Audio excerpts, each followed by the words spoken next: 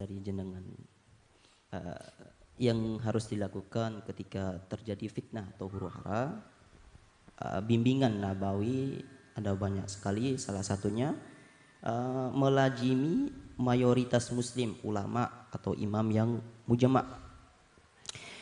Ditilik dari zaman sekarang ini kayak banyak sekali ulama-ulama yang berkedok dalam tanda kutip ulama dan bergelar dari S sampai Z dan banyak sekali. Dan untuk membendung itu semua, mohon penjelasannya bagaimana cara agar kita mengenali ulama-ulama yang lurus di akhir zaman ini, Pak Kiai. Terima kasih sebelumnya. Baik, pertanyaannya bagus juga. Ulama kan banyak ini, kita harus melazami mayoritas ulama. Ulama banyak ini. Terus ulama yang bagaimana? Bagi orang awam itu bingung pastinya. Ulama yang seperti apa? Bagi orang-orang awam, dasar, apalagi dia nggak memiliki ilmu agama yang mendalam, dia pasti akan bingung menentukan siapa ulama yang lurus. Siapa ulama yang lurus. Maka banyak di situ Nabi SAW memberikan beberapa ciri-ciri ulama yang lurus, ulama yang hak. Di antaranya ulama yang hak itu mereka ini berpegang teguh dengan Al-Quran dan hadis. Ya, kata Nabi, jangan tinggalkan di akhir zaman ini dengan dua hal, yaitu kitab Allah wa sunnati, kitabnya Allah dan Al-Quran. Dalam riwayat yang lain, kitab Allah wa itrati ahli baiti, kitab Allah dan para keturunanku. Maka ada ulama menggabungkan hadis ini, kita berpegang teguh dengan Al-Quran dan berpegang teguh kepada para ulama keturunan Nabi, karena mereka tidak akan pernah terputus dengan sunnah-sunnahnya Nabi. Wa ma'al Qur'ani fi qarani, di dalam bait-bait azab, ya, maulid. Mereka ini para ulama-ulama keturunan Nabi tidak pernah terputus dari Al-Quran. Mereka selalu berpegang teguh dengan Al-Quran, dengan hadis Nabi, karena mereka keluarga Nabi, lebih paham. Itu bersambung nasabnya dan bersambung sanad ilmunya, pemahamannya, ahwalnya, magamnya, kedudukannya, dan semua hal ihwal yang ada pada Nabi tersambung. Maka pegang, mereka benar-benar yang melakukan sunnah Nabi. Di antaranya itu, makanya kita ini di akhir zaman ini jangan lepas dari ulama-ulama soleh yang keturunan Nabi, yang soleh, yang berilmu. Kemudian mereka ini ulama-ulama yang tidak ikut campur dalam urusan politik. Dia lebih zuhud dan tidak mau dia ini masuk ke urusan politik. Bukan berarti ulama yang masuk urusan politik berarti ulama yang harus kita jauhi, tidak. Tapi kamu lebih ngikutin ulama yang enggak berkecimpung di urusan politik.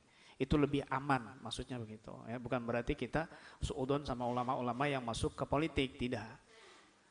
Dan kemudian mereka ini kalau kita duduk bersama mereka, kita pandang wajah mereka, itu kita syahdu hati kita. Rindu kepada Allah dan Rasulnya, semangat ibadah kepada Allah dan Rasulnya. Idza ru'u dzukirallah. Kalau mereka dilihat ini wajah-wajahnya, duduk bersama mereka, ini kita nggak mau beranjak dari majlis mereka. Nyaman, tenang, damai, lupa duniawi sudah. Ini ulama yang harus kita pegang baik-baik. Begitu. Ya. Dan yang terakhir adalah kita banyakin doa. Banyakin doa agar Allah tunjukkan, kita dekatkan kepada ulama-ulama yang lurus seperti itu. Itu yang paling penting, doa kepada Allah. Jangan kita lupa doa. Karena di akhir zaman itu nanti kata Nabi, ya, yugarbalun nas garbalatan. Manusia ini disaring betul-betul di akhir zaman antara yang betul-betul putih, antara yang betul-betul hitam. Di akhir zaman itu mulai disaring. Disaring dan kelihatan nantinya. Ini dulunya yang kita pandang Masya Allah, ternyata di akhir zaman, wah, berubah. Ini yang dulunya kita pandang biasa, ternyata di akhir zaman, Masya Allah, soleh. Itu masa-masa penyaringan. masa-masa penyaringan di saat itu tadi sudah dijelaskan oleh Nabi SAW bahwasanya di saat masa-masa penyaringan ketika Nabi berkata kepada para sahabat, kaifa bikum wa bizabanin yugarbalun nasu fihi garbalah. Gimana sikap kalian di zaman manusia disaring benar-benar oleh Allah Subhanahu wa taala? Maka sahabat bertanya, terus apa yang harus kami lakukan ya Rasulullah? Maka Nabi mengatakan, ilzam baitak, lazimi rumahmu. Udah, ya, tetepi rumah, udah di rumah aja. Ya, wamlik alaika lisanak, di rumah tapi juga jaga lisan kamu. Jangan nyakitin tetangga kanan kiri, apalagi orang lain dengan media sosial yang ketika kita nulis udah nyampe kemana-mana. Hati-hati. Kemudian wakhud mata'arif wada matungkir, tetap amar ma'ruf nahi mungkar.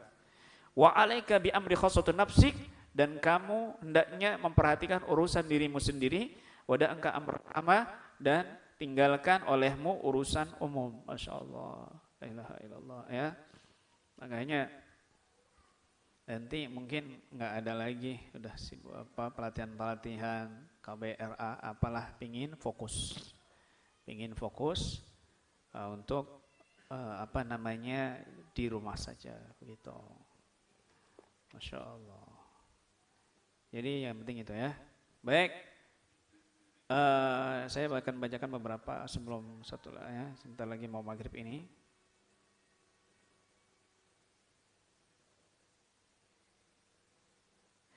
Izin lagi Pak Kiai dari Bambang lagi nih.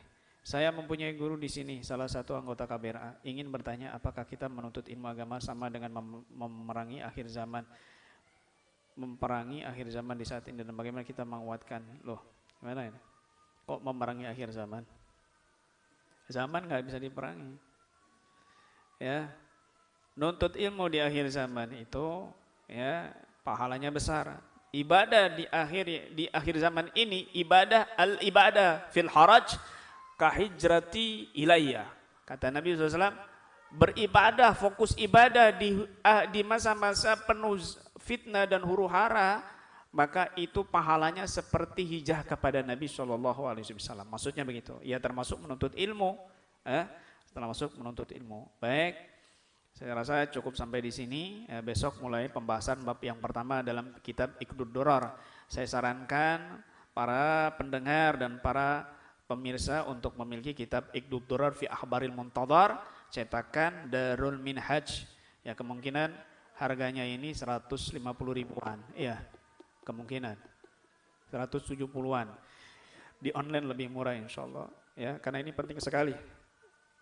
Di sini ada kata pengantarnya Al-Habib Abu Bakar Al-Adni loh. Kita awalnya nggak tahu, padahal beliau juga punya kitab sendiri. Nah, ini penting sekali, luar biasa. Pegangan kita yang kuat adalah kitab kita sendiri. Mudah-mudahan bermanfaat buat kita semuanya, dan selamat berbuka puasa bagi yang sudah maghrib. Mudah-mudahan kita diberikan kesehatan zahir dan zahir batin. Amin ya rabbal alamin. Wallahu a'lam bishawab. Usikum nasibatukallah billahi taufiq wal hidayah wa ridwal inayah. Ila liqa wa lafa minkum. Assalamualaikum warahmatullahi wabarakatuh.